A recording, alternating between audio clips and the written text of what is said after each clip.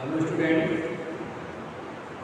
आज हम आपको बीए प्रथम सेमेस्टर गार्डन विज्ञान में अध्याय 9 जो मैंने पिछले वीडियो पढ़ाया था उसी के आगे आप देखते हैं। पहला पॉइंट है मौलिक प्रकार व नील विश्लेषण तत्व की पूरक अवधारणा। मतलब कहने का यह है कि मौलिक प्रकार व नील विश्लेषण तत्व एक दूसरे के पूरक है, ये विरोधी नहीं है, एक दूसरे का सहयोग करते हैं। कैसे करते हैं आप इसे देखते हैं।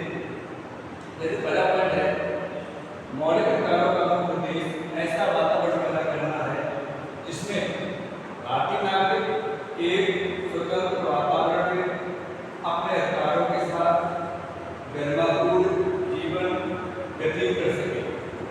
कहने का मतलब यह है कि मौलिक अधिकार जो हमको मिले समुदाय द्वारा मौलिक अधिकार है, उनका एक उद्देश्य यही है कि व्यक्ति अपने अधिकारों के साथ अपने जीवन को गरिमापूर्ण तरीके से जी सके। किसी के दबाव में ना जिए, उसके जो अधिकार है वो उसको मिले, उन अधिकारों का उपयोग कर सके। जबकि निदेशक तत्व सामाजिक आर्थिक राजनीतिक न्याय सामाजिक आर्थिक समानता के लिए कुछ व्यवस्था का प्रबंध करते हैं। जो निदेशक तत्व है उनका काम उनका क्या है, सामाजिक और आर्थिक न्याय और सामाजिक आर्थिक समानता।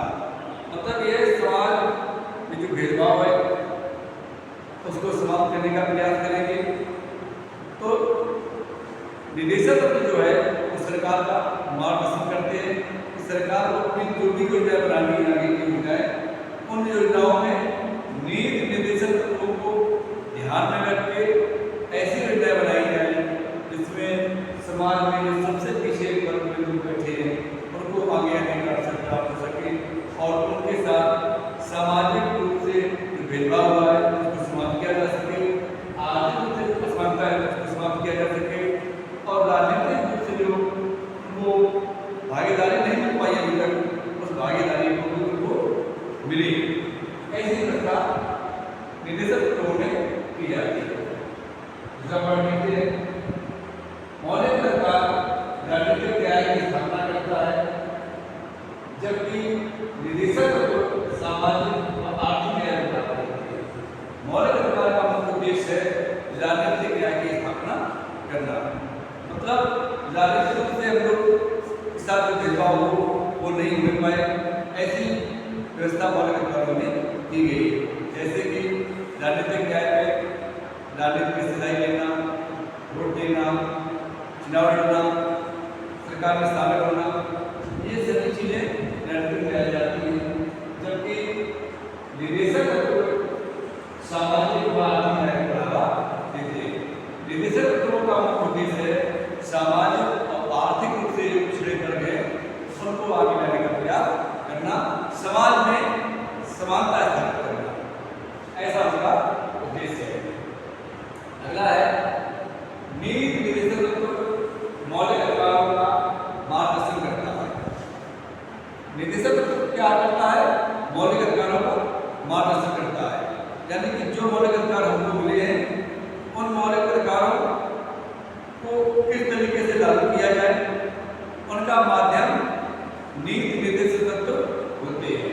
यानी कि सरकार जब भी कोई कानून बनाएगी, कोई नियम बनाएगी, तो निर्देशक तत्वों को ध्यान में रख के कानून बनाएगी और व्यक्ति के अधिकारों को भी उसमें हनन नहीं होने पाए, ऐसे कानून बनाए जाते हैं।